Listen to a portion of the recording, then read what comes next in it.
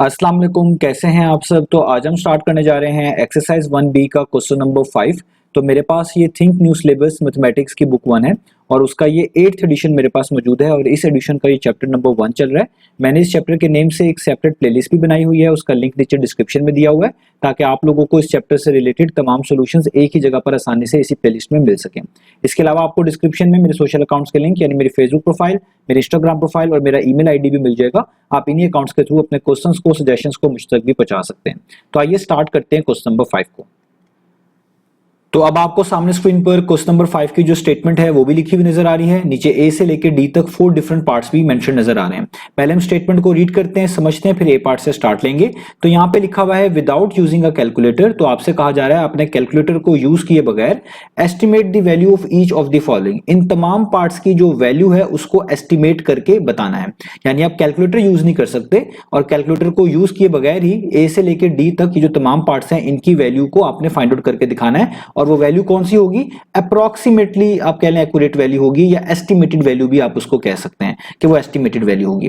तो अगर आप देखें ए और बी पार्ट में आपको रेडिकल फॉर्म में दो नंबर्स के स्क्वायर रूट मेंशन किए गए हैं, जैसे square root of 66 A part में लिखा हुआ है, square root of 80 B part में लिखा हुआ है। और सी और डी पार्ट में आपको रेडिकल फॉर्म में दो डिफरेंट नंबर्स के क्यूब रूट को मेंशन किया गया है, जैसे cube root of 218 C part में मेंशन है और cube root of 730 D part में मेंशन है।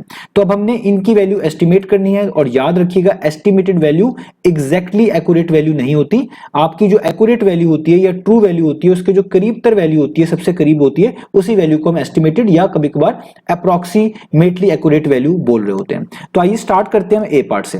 तो देखें ए पार्ट में हमारे पास मेंशन्ड है स्क्वायर रूट ऑफ 66। आपने इसकी एस्टिमेटेड वैल्यू बतानी है। तो सबसे पहले आपको यह समझना पड़ेगा कि स्क्वायर रूट हमें प्रोवाइड क्या कर रहा होता है। अगर हम किसी नंबर का स्क्वायर रूट निकालते हैं तो हमें कैसा नंबर आंसर के तौर पे मिल रहा होता है। तो उसको समझने के लिए आप यहां पे एग्जांपल के तौर पे लें कि अगर हम स्क्वायर रूट ऑफ 25 यहां पे लिखते हैं यानी 25 का स्क्वायर रूट निकालते हैं तो आपको आंसर के तौर पे मिलता है 5।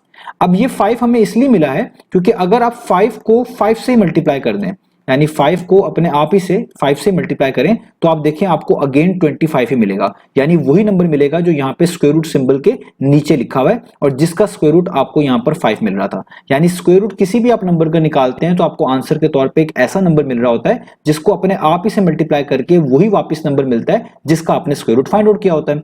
तो इसीलिए अगर आपने square root of 66 find out करना है तो आपने एक ऐसा नंबर ढूंढना है जिसको अपने आप से ही मल्टीप्लाई किया जाए यानी इटसेल्फ ही मल्टीप्लाई किया जाए, तो ऐसा नंबर मिले जो इस नंबर के पास पास हो या फिर यही नंबर हो, यानी या तो 66 के सबसे करीब हो या फिर यही एग्जैक्टली नंबर हो, 66 ही हो। तो उस नंबर की मदद से वो जो आपको मिलेगा जो इसके सबसे क्लोजेस्ट होगा उसका स्क्वायर रूट फाइंड आउट करके आप बता सकते हैं कि इस पूरे स्क्वायर रूट ऑफ 66 की एस्टिमेटेड वैल्यू क्या होगी। तो आइए स्टार्ट करते हैं।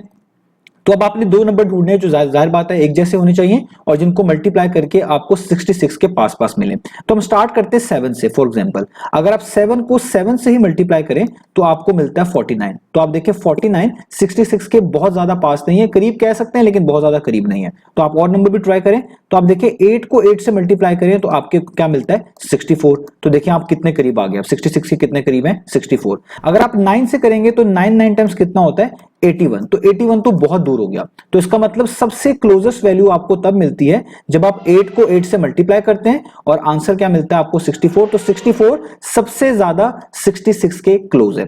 तो आपने उसी वैल्यू को पिक करना है जो आपकी इस वैल्यू के सबसे ज्यादा करीब होगी। तो इसका मतलब यह लिया जाएगा कि अगर आप स्क्वायर रूट ऑफ 66 की वैल्यू निकालना चाहते हैं तो इसकी वैल्यू अप्रोक्सीमेटली आप कह लें इक्वल होगी। इसको हम अप्रोक्सीमेटली के लिए भी यूज करते हैं और इससे आप एस्टिमेटेड वैल्यू भी मुराद ले सकते हैं जस्ट समझने के लिए। तो आप कहेंगे कि स्क्वायर रूट ऑफ 66 की अप्रोक्सीमेटली वैल्यू या आप कह लें एक तरह की एस्टिमेटेड वैल्यू जो होगी वो इक्वल होगी किसके, इस नंबर के स्क्वायर रूट के, क्योंकि 64 सबसे करीब है 66 के। तो इसी नंबर का आप स्क्वायर रूट लिखेंगे यहां पर कि स्क्वायर रूट ऑफ 64 के। अब आप स्क्वायर रूट ऑफ 66 को वैसे का वैसे लिखेंगे, ये वाला सिंबल जो है आप कह लें अप्रोक्सीमेटली के लिए यूज करते हैं वैसे का वैसे ही। और आपको पता है कि स्क्वायर रूट ऑफ 64 का आंसर क्या होता है, क्योंकि आपको स्क्वायर रूट जो है वो किसी भी नंबर का जब आप निकालते हैं आपको ऐसी वैल्यू बता रहा होता है जिसको अपने आप ही से मल्टीप्लाई करके आपको वही नंबर वापस मिल रहा होता है जिसका आपने स्क्वायर रूट निकाला होता है। तो स्क्वायर रूट ऑफ 64 आपको क्या देगा, वो आपको 8 देगा, क्योंकि 8 को 8 से मल्टीप्लाई करने से 64 मिलता है। तो इसका मतलब 64 का स्क्वायर रूट क्या होगा 8 होगा। तो इससे आपको पता चल गया कि स्क्वायर रूट ऑफ 66 की अगर आप वैल्यू एस्टिमेट करना चाहते हैं तो इसकी एस्टिमेटेड वैल्यू या अप्रोक्सीमेटली भी कह कह सकते हैं जैसे समझने के लिए, तो वो 8 मिलेगी। और ये आप कैलकुलेटर से वेरीफाई भी कर सकते हैं। अगर आप कैलकुलेटर में लिखें square root of 66 equal to press करें तो ये चीज वापस मिलती है। एसटी का बटन दबाएंगे तो देखें 8.1 मिल रहा है अप्रोक्सीमेटली। तो देखें आपकी वैल्यू कितनी क्लोज है। तो आपने स्क्वायर रूट ऑफ 66 की अप्रोक्सीमेटली आप कह लें एक्यूरेट वैल्यू जो है निकाल ली। ये एग्जैक्ट वैल्यू नहीं है लेकिन हाँ करीब तरह है, इसी को हम एस्टिमेटेड वैल्यू या अप्रोक्सीमेटली वैल्यू जनरली बोल देते हैं। तो इस तरीके से आपने सारे पार्ट्स करने हैं। तो आइए स्टार्ट करते हैं इसके बी पार्ट को। ये पार्ट तुम्हारा हो गया। अब बी पार्ट हम देखते हैं, उसमें लिखा हुआ है स्क्वायर रूट ऑफ 80। तो यहां पे हम लिखेंगे बी पार्ट में स्क्वायर रूट ऑफ 80। अगेन दो ऐसे नंबर ढूंढे, जाहिर बात है वो एक जैसे ही होंगे, जिनको मल्टीप्लाई करने से 80 के सबसे हम पास पास आ जाएं। तो स्टार्ट करते हैं। अगर हम 7 को 7 से करें तो 49 आता है, तो ये जरा दूर है 80 से। आप कहीं से भी स्टार्ट कर सकते हैं। मुझे पता है कि 6 वगैरह को चेक करने की जरूरत नहीं है क्योंकि उससे मुझे अपना डिजायर्ड रिजल्ट मिलने वाला नहीं है, तो मैंने इसलिए 7 से स्टार्ट कर लिया। तो 7 टाइम्स 49 80 के दूर आता है। आप 8 को 8 टाइम्स करें तो आपके पास 64 आता है जो कि 80 के थोड़ा सा करीब हो गया। आगे चलें तो 9 टाइम्स आप करें तो आपको 81 मिलता है, जो आप कह लें 80 से ज्यादा तो है, जाहिर बात है 81 जो है वो 80 से बड़ा हो गया, लेकिन तब भी अगर इन तमाम नंबर्स में सबसे क्लोज देखा जाए तो 81 ही है। ना 49 सबसे क्लोज है, ना 64 सबसे ज्यादा क्लोज है, सबसे ज्यादा क्लोजेस्ट तो 81 ही है। अगर आप 10 को 10 से करते तो जाहिर बात है 100 मिलता। ये 100 भी आप देखें 80 से कितना दूर है। तो अगर सबसे क्लोजेस्ट देखें ना तो वो ये बनता है 81। तो इसका मतलब स्क्वायर रूट ऑफ 80 की वैल्यू अप्रोक्सीमेटली इक्वल होनी चाहिए स्क्वायर रूट ऑफ 81 के। यहाँ पे आप 81 लिखेंगे और आप 80 स्क्वायर रूट ऑफ 80 वैसे उतारेंगे, ये अप्रोक्सीमेटली का सिंबल वैसे, और 81 का स्क्वायर रूट आपको पता ही है वो क्या होगा 9, क्योंकि 9 को 9 से मल्टीप्लाई करने से 81 आता है। इसका मतलब 81 का स्क्वायर रूट क्या होगा 9। तो आपने बता दिया कि स्क्वायर रूट ऑफ 80 की अप्रोक्सीमेटली एक्यूरेट वैल्यू या एस्टिमेटेड वैल्यू किसके इक्वल बनती है, ऑलमोस्ट 9 के बनती है। तो यही हमने फाइंड आउट करके दिखाना था। ये बी पार्ट हो गया।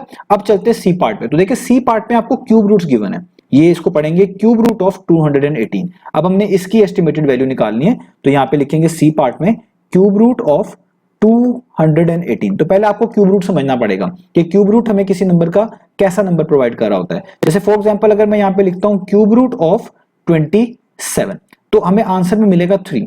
ये 3 क्यों मिलेगा, क्योंकि अगर आप 3 को 3 दफा लिखें और आपस में इस तरह मल्टीप्लाई करवा दें तो 3 टाइम्स 9, 9 3 टाइम्स 27, तो आपको 27 ही मिलता है। यानी वही नंबर मिलता है जो इस क्यूब रूट वाले सिंबल के नीचे लिखा हुआ है और जिसका क्यूब रूट यहां पर आपको 3 ही मिला है। तो इसका मतलब क्यूब रूट किसी भी नंबर का आपको आंसर के तौर पे ऐसा नंबर देता है जिसको अपने आप ही से 3 दफा इस तरह मल्टीप्लाई करने से आपको वही नंबर वापस मिल रहा होता है जिसका आपने क्यूब रूट फाइंड आउट किया होता है। तो अगर आप ये चाहते हैं कि आपको क्यूब रूट ऑफ 218 की वैल्यू मिले, एस्टिमेटेड वैल्यू मिले या अप्रोक्सीमेटली एक्यूरेट वैल्यू मिले, तो आपको 3 नंबर ऐसे ढूंढने हैं जो जाहिर बात है एक जैसे ही होने चाहिए, जिनको इस तरह आपस में मल्टीप्लाई किया जाए तो आपको वो नंबर मिले जो 218 के पास पास हो या फिर 218 ही हो। तो आइए स्टार्ट करते हैं।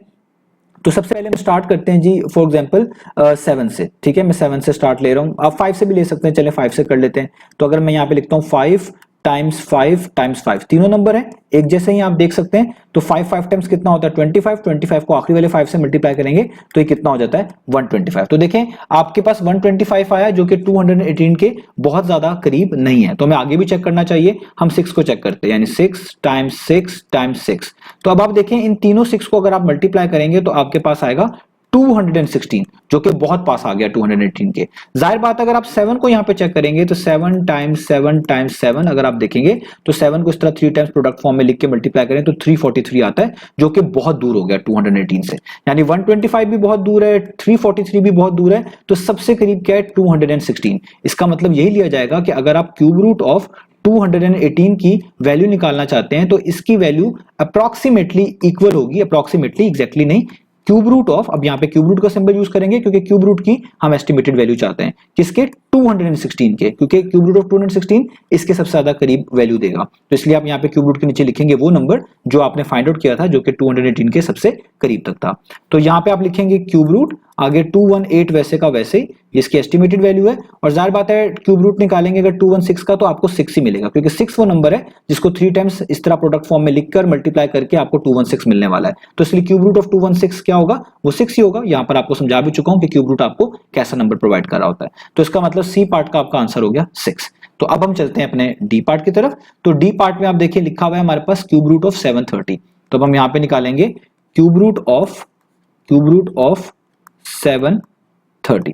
अगेन अब हमने नंबर ढूंढने हैं जिनको 3 दफा मल्टीप्लाई किया जाए, आपस में एक जैसे होने चाहिए और 730 के पास हो। तो 7 तक तो आप देखिए हमने ऊपर स्टार्ट कर लिया, 343 मिलता है और वो यहां से भी पता चल रहा है वो 730 से दूर है, तो हम 8 से स्टार्ट ले लेते हैं। आप भी अपना टाइम बचाने के लिए उन्हीं नंबर्स को चूज करिएगा जिससे आपको चांस हो कि इससे हमें वो नंबर मिल जाएगा जो हमारे इस गिवन नंबर के करीब करीब होगा। तो मैं 8 से स्टार्ट करता हूं। तो यहाँ पे लिखा हुआ है 8 टाइम्स 8 टाइम्स 8।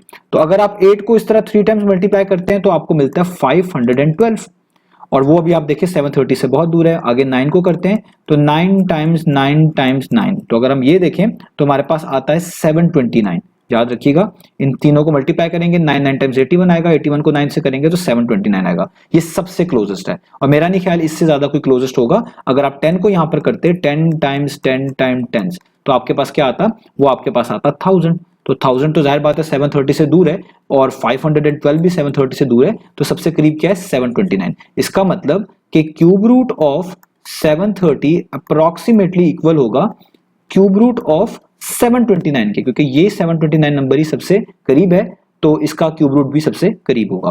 तो अब यहाँ पे आप लिखेंगे क्यूब रूट ऑफ 730 को वैसे का वैसे ही, और आपको पता है क्यूब रूट ऑफ 729 का आंसर क्या आएगा 9, क्योंकि 9 को इस तरह मल्टीप्लाई किया जाए 3 दफा तो आपको 729 मिलता है। तो इसका मतलब क्यूब रूट ऑफ 729 भी कितना होना चाहिए 9 ही होना चाहिए। तो इसका आंसर भी हमारे पास कितना आ गया 9। और ये आप कैलकुलेटर से वेरीफाई भी कर सकते हैं, जरूरी नहीं है लेकिन करके दिखा रहा हूं जस्ट। आप शिफ्ट का बटन दबाएं, यहाँ पे क्यूब रूट का सिंबल डालें और इसमें लिख दें 730, तो आप देखें आपको क्या मिल रहा है 9.004 और आगे समथिंग, यानी तकरीबन हम क्लोज हैं अपनी एक्चुअल वैल्यू के। तो एक्चुअल वैल्यू के क्लोज होना ही अप्रोक्सीमेटिव वैल्यू या एस्टिमेटेड वैल्यू कहलाया जाता है जनरली। तो इस तरीके से हम इन चीजों को फाइंड आउट कर सकते हैं। तो उम्मीद है आपको ये तमाम पार्ट्स अच्छे से समझ आ गए होंगे। तो इंशाल्लाह अब हम नेक्स्ट वीडियो से मिलेंगे बाकी सॉल्यूशंस के साथ।